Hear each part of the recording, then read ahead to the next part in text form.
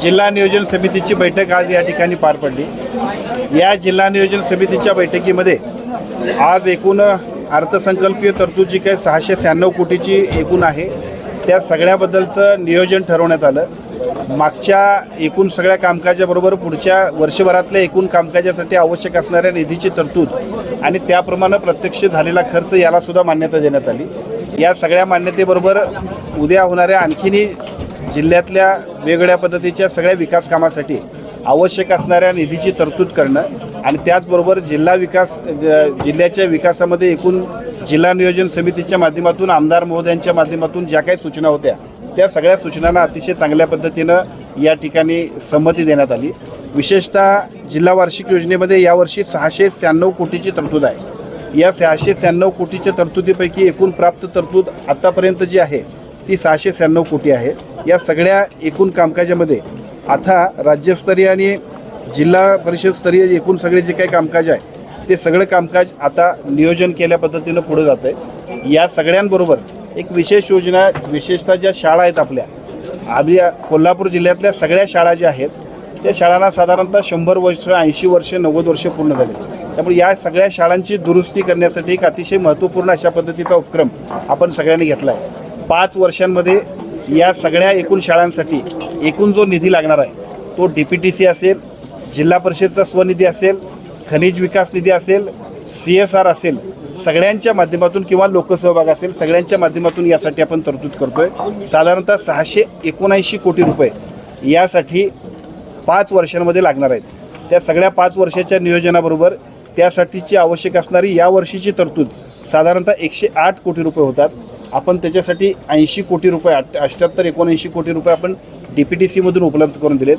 त्याचबरोबर जिल्हा परिषदच्या स्वनिधीमधून सुद्धा याच्यासाठी पैसे उपलब्ध केलेत आणि CSRच्या माध्यमातून सुद्धा पहिल्या टप्प्यामध्ये साधारणतः यावर्षी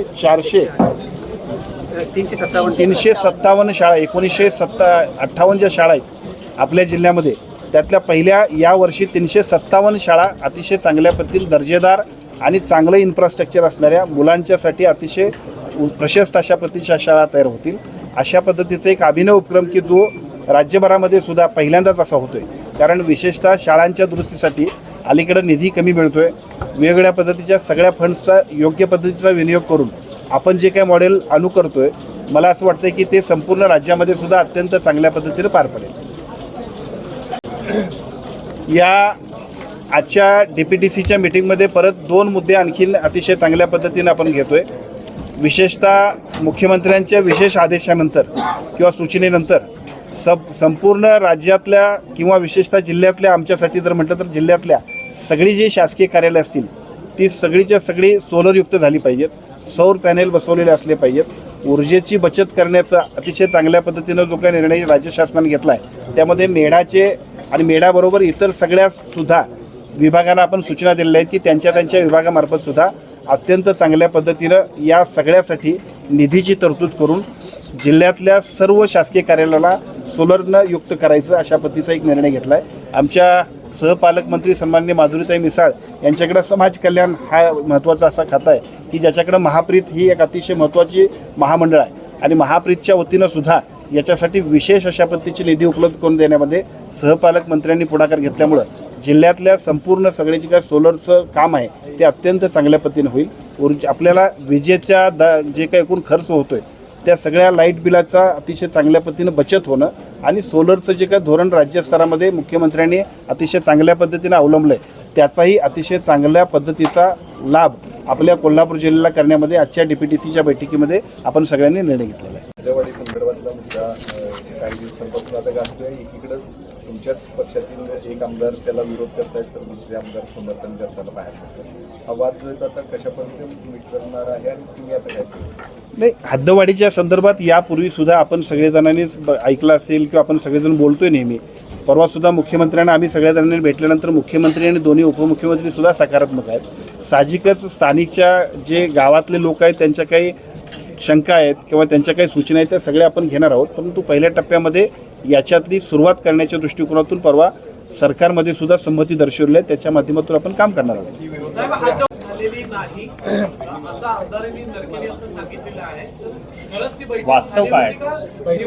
मुळात मुद्दा असा आहे की कुठल्याही शहराची हद्दवाढ होणं हे नैसर्गिक आहे आणि या नैसर्गिक वाढीसाठी ज्या पद्धतीचा उशीर झाला त्या उशिरामुळं सुद्धा आज कोल्हापूर शहराच्या आणि पर्यायानं कोल्हापूर जिल्ह्याच्या सुद्धा एकूण विकासाला खूप खोब असलेला आहे. त्यामुळे साहजिकच एका बाजूला राज्यस्तरावरती आणि या शहरातल्या आणि परिसरातल्या सगळ्याच लोकांची मागणी आहे. त्यासाठी मुख्यमंत्र्यांकडे आम्ही दोन्ही मंत्री आणि आमच्याबरोबर सुद्धा दोन्ही शहरातले आमदार भेटलो. दोन्ही आमदार म्हणण्यापेक्षा क्षीरसागर साहेब होते, आणखीन काही मंडळी होती. आम्ही सगळे जर भेटल्यानंतर या सगळ्याबद्दल मुख्यमंत्र्यांनी संमती दर्शवली आणि मला असं वाटतं की त्याच्यातला एक टप्पा पुढच्या टप्प्यामध्ये सुरू होईल. पातळीकडे संपूर्ण राज्याचं लक्ष असते लागून 19ला असेल 21ला असेल महापूर आल्यानंतर मात्र पाटबंधारे विभागाकडून ही जी पाणी पातळी आहे ती चुकीच्या पद्धतीने दिलेली आहे आणि उलट माध्यमांनीच चुकीची बातमी दिली अशा पद्धतीचा एक कांगावा आहे तो या विभागाकडून करण्यात आलेला आहे. काय नेमकं याच्यातलं सत्य आहे आणि काय आपण कारवाई करणार आहात, कारण राज्याचं लक्ष लागून असतं पंचगंगेच्या पाणी पातळीवर. पंचगंगेचं पाणी, महापूर आणि पावसाळा आणि कोल्हापूर याचं नातं आहे. त्यामुळे अशा पद्धतीचा गैरप्रकार करणाऱ्या कुठल्याही यंत्रणेतल्या एकाही व्यक्तीची चूक आम्ही खपवून घेणार नाही. जे चुकीचं असेल त्याच्यावरती सक्त कारवाई करण्याबद्दल मी सन्माननीय जिल्हाधिकारी यांनी एसीना सूचना दिल्यात. मला असं वाटतं की त्या पद्धतीची कारवाई आपल्याला तात्काळ दिसेल. माझं म्हणणं आहे की एखाद्या गोष्टीची माहिती घेणं आणि मग त्याच्यावरती बोलणं उचित होईल.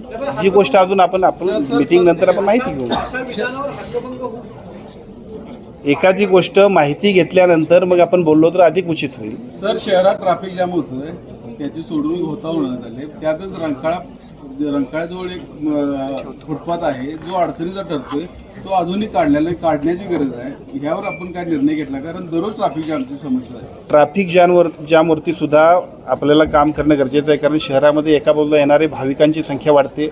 इथलं एकूण कोल्हापूरचं जे काही पॉप्युलेशन आहे आणि त्यानंतर येणारे बाहेरचे सगळेच्या सगळे जे एकूण सगळे पर्यटक असतील, इतर सगळे नागरिक असतील, त्यामुळे अजूनसुद्धा चांगलं नियोजन करणं गरजेचं आहे. महानगरपालिकेचे आयुक्त इथं आहेत मॅडम, आपण त्यांना सूचना देऊ आणि निश्चितपणानं केवळ तिथलंच नाही तर एकूण शहराच्या ट्रॅफिकचं नियोजन करण्यासाठी सुद्धा कालबद्ध प्रोग्राम. आयुष्यमान प्राथमिक केंद्राची इमारत आहे ती कंत्राटदारानं भाडेतत्वावरील त्या ठिकाणी मासोळीचा व्यवसाय असल्याचं निदर्शनास आलेलं आहे.